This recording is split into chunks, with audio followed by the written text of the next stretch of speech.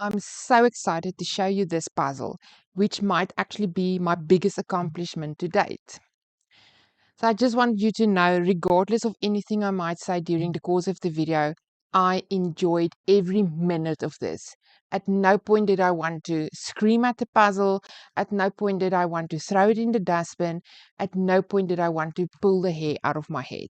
So regardless of what I say, just know I did enjoy it. Before we get to the actual puzzle and my process finishing it, I would just like to touch on the artist, the original artwork, other artwork by the same artist. Just bear with me for a couple of minutes and then we'll get into the puzzle itself. So this beautiful painting was done by Pieter Beughel the Younger. He's the son of Pieter Beughel the Elder, and his brother is Jan Beughel the Elder. Jan Beughel the Elder, his brother, also got a son, which is Jan Beughel the Younger. All four of them famous for their artwork. I love all of them. Did some puzzles by the others in the past as well. So even though the puzzle is titled Feast Day, the original painting is titled The Kermis of St. George. When I started looking up the image, I got another image. To my surprise, very, very similar. 98% of it was exactly the same with some minor details. I will insert pictures here to show you. The first thing I did notice was this person here in the door. He was on the second image very much lower and he was standing below a tree. And then in the very right corner where this tree trunk is lying, there was a second tree trunk. And then the third thing that I did notice was this person here in the red cap. He had a very decorative collar on the second image that was not included in this image. So initially I was so afraid that somebody took the original painting, amended some things maybe to get past the copyright strikes and stuff like that. And I was kind of disappointed when I started looking into it. But then I discovered, yes, there is two paintings, both of them originally signed by Pieter Beughel the Younger. Both of them very much the same with that little minor differences. So this is the one that Waddingtons chose for the puzzle, and but both of them, both versions of that image is indeed original paintings by the artist. I also discovered another painting, and the name of that one is A Village Street with Peasants Dancing, and that is basically a different background, but these dancing people here in the center of this puzzle is basically copy and pasted into that one.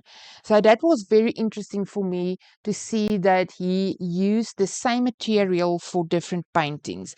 If you look at some of his other work, some of the houses are recognizable. You can see it's the same building, maybe just from a different angle. It's absolutely fascinating. I can talk to you about that for a half an hour straight. But that was it in a nutshell. Usually what I discover is that the paintings are being cut off to print on puzzles, not the whole image is shown. So I was kind of expect there to be more to this image on either side or both sides. So to my surprise, there was just exactly this image and a different version, which is 98% the same. Enjoyed it, loved it. It is absolutely beautiful. And I know a lot of you folks are not fans of fine art puzzles, but I guarantee you, I love it. Next to cartoon images, this is my favorite style of puzzles to puzzle. But yeah, I took up enough of your time, so let's get to the puzzle and my struggle. So I worked on this puzzle on and off for almost 3 months. Obviously, I did some other puzzles in between on the cardboard. You saw a couple of those videos in the past. And as Lady Luck would have it, I lost some of my footage from the beginning. More or less the first week or so that I worked on this puzzle, footage gone. But I'll run you through on what happened up until where I've got the footage, and then I'll walk you through from there. So as you know, I'm not big on sorting. That's something I leave for the bigger puzzles. So for this one, I thought, yes, sorting will be in the order of the day. So I started by sorting out the most obvious colors. For me, it was the reds, it was the greens, that's this roof here, and the green clothing that went together. The very caramel cream roof here that I put aside on the puzzle, on the pieces. This piece of ground here very much looks similar to that. So that was sorted together. This background here, the floor here is very blue, purple, grayish. So I was able to put those pieces together. And then I had in a bowl everything that I could distinguish as people's body parts, faces, other clothing. So the rest, what remained was basically dark brown. Everything looked the same after that. So I sorted everything into separate bowls, and this is the bowls I've got. That's what I had from day one that I started assembling big puzzles. That's what I'm still using. I haven't had the need to switch over to anything else. But this puzzle changed my mind, but we'll get to that. So from that bowls, I started assembling what I could. The reds came in very nicely, easy enough. I started with this green roof here. I was able to insert the sky, which is quite small compared to the other sections of the puzzle. I was able to put little pieces of the red. There's a lot of little sections. So I put those together, placed them more or less where I thought. I think I started with some of the most obvious colors of the ground here in the purple bluish section. And at some point, I was like, I can't find any further pieces. From that was sorted into the balls, I can't. I'm stuck. And as a creature of habit, I wanted to see every piece. So, as you know, I like to flip all the pieces on my table. I've got a huge table, and I like to go look for specific pieces. So I thought I've got plenty of space here. Why not? Just flip them all out, go look for the ones that are missing in the sections that I'm busy with. So I flipped all the pieces over. They fit nicely on the table. And from there, once it was flipped, I discovered more or less 5 or 6 pieces that wasn't sorted into this balls that I had for the sections. So there was a green one. There was one of that dark red with the bricks, and a couple of others that I actually could place in that balls. I couldn't really find any more of that specific sections that I worked on. So I quickly realized that the color differences in here is so subtle, especially on single pieces. If I had to look at a single piece, it could fit anywhere. For instance, I was looking for a piece here that seemed like it had a blue pinch of blue, a little blue corner here. And when I eventually got that piece to fit ages later, there was no sign of blue on it whatsoever. So the color changes on the painting made it extremely different to work off of colors. So at that point would be more or less where I was when I've got the footage. So from here on out, I will run you through the footage that I've got. So you will see the timer there. That is the second time it's been to 1 hour, 52 minutes. It already clocked over the 24 hours once. And when it clocked over, I think the second time I decided to completely ignore the timer. I'm not good with it. I forget to switch it off. I forget to take it or switch it on when I continue. So the time wasn't accurate as it is. And I decided I'm going to take it out of the equation completely. And then you will see the corner at the top there. I wasn't able to get that in. False fits. I realized something is wrong. And for the longest time, that corner, I wasn't able to get it level and complete. And yeah, I got back to that corner way later in the puzzle. The same with the bottom border here, the edge pieces. It is so similar in color, and every piece fits next to each other. That bordered on frustration for the longest time, and then I just realized, ignore it. I don't need a border. There's enough already in the center of this puzzle. I can just work from the center. We can do the border last.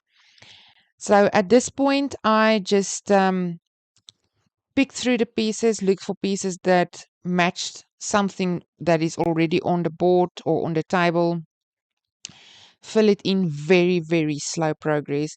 And at some point, I realized that there's a couple of pieces of the same shape that I was looking for.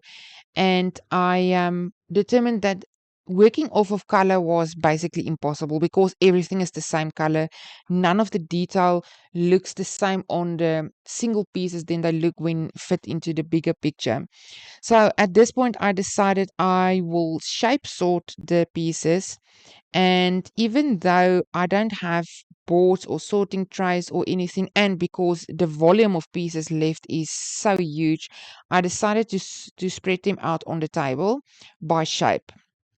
So for the longest time, I was able to go look for shapes as they were sorted. And you will also see me here with a piece of paper. So if there is a single piece that's missing, I will take the pieces around it, place that square on the paper, take it to the shape on the table, look for it. If I was able to find it, I will bring it back and place that completed section back into the puzzle. That meant for me to get up frequently, stand up, go looking for puzzle pieces. And I decided, no, it's too much. And I started by standing up, go around the table, take a handful of pieces from any shape that has distinguishable markings on it. And from there, I was able to fit, say, a third of everything that I had in my hand. The others I just placed more or less where I thought it might be able to go later on.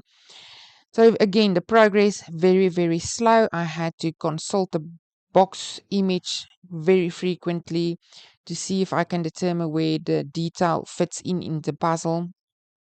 That is how I completed most of the puzzle. At some point, I started to stop taking the time lapse videos because even on the time lapse, and even if I speed it up, you can barely see any progress. So I started taking progress photos every now and again as I think there is enough to be able to see a difference. Then at some point the pieces became less. As you can see, there's more than half of the pieces already fit into the puzzle, and I decided to put them back in the bowl, still sorted by or separated by shape. So there's the different shapes, and the pieces that's the fewest I placed on two cardboards that I got. I think this was an old puzzle that was very incomplete. I think there was 17 pieces missing. So I threw out the puzzle, cut open the box top and the bottom, and I used that two cardboards to spread out the pieces that's the fewest. So I was able to go take that board to the puzzle and from there look for all of the pieces for that specific shape that I was looking for. And as that worked for me so very, very well, I decided I need more cardboards. I don't have foam boards in my country. I haven't seen it. Maybe I do have it in here available, but in the hardware shops close to me, I haven't seen it. So cardboards is what I am going to use in the future. So two of them is from a tray of eggs, and the other three is beer boxes that I got from our local liquor store. So I started by placing the pieces on the cardboards. One cardboard for every type of shape, and I think I was able to put the standard 2" 2" pieces on more than one cardboard, but not all. So what I did from here is I placed the most, I want to say, colorful, detailed pieces on the board. Work from there. And the rest was still in the bowls, as you can see. And then as I used some of the pieces from the board, I took the most recognizable pieces from the bowl and replaced the gaps on the board. So I constantly had to rearrange the board, but that helped me through that very last piece of the puzzle. I don't know if I mentioned it yet, but I came across a lot of false fits, and especially where the sky touches the lower building. I had to move a big section there. And also in that red brick building, there was a whole piece. And for the longest time, I wasn't able to fit anything there. And I was so convinced that there's pieces missing. And eventually, when I took one out and moved the whole bunch, everything fit in place and I was able to complete that section. So I realized quite early that there is false fits. If I get stuck, I need to check the pieces around that area where I'm stuck. I realized that if I can't find anything, it is possible that there is false fits, and then also very possible that there is pieces missing.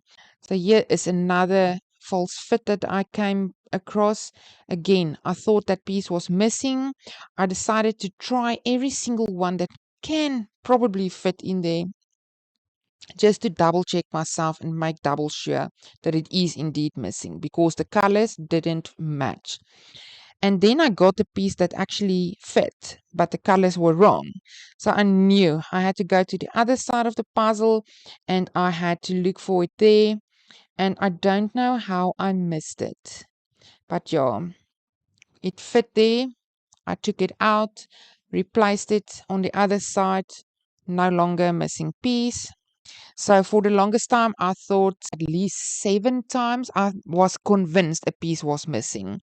Eventually, all the pieces were accounted for, so I'm very thankful for that. So yeah, the boards saved my life. From there, the progress was relatively faster, and I must say I will definitely in the future invest in more of these cardboards for the bigger puzzles. And then I started tackling corners. I tackled gaps, and I was like, if I can finish this gap today, I can finish this one tomorrow. And I need to be able to finish it by the end of, I think it was March. And then, yeah, one gap at a time, couple of false fits that I had to take out and readjust. Yeah, eventually I got that corner in with the roof, that caramel corner. I got that figured out. And by the time I got to that, the light colors were all placed where it should be. So the pieces, the light color pieces that remain, I knew need to fit there. So I was able to spend a couple of hours there and just work on that corner. Was able to complete that. So this puzzle came to me loose pieces in the box. It wasn't packed up in sections. So I had no choice but to do it as a 4,000 piece. But thinking about it, I would have done it in any case. I would have mixed the pieces if it was backed up. All the 4,000 piece puzzles I've done so far, even the 5 and the 6,000 pieces, were done as one puzzle of that amount. Bigger piece counts, usually I do it as one, and this one came already mixed in as one. So I did it as one 4,000 piece puzzle, and I will pack it up again as one. I will not split it into sections.